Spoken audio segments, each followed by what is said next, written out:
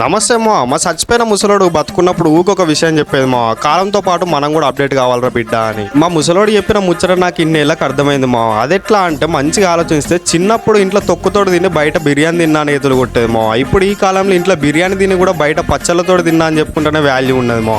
అందుకే మా కరీంనగర్లో బాగా ఫేమస్ అయిన పచ్చళ్ళ దుకాణం మీకోసమే పట్టుకొచ్చిన. ఇలా పచ్చళ్ళు కొనాలంటే మీరు లైఫ్ లో సెటిల్ అవ్వాల్సిన అవసరం ఏం లేదు మా.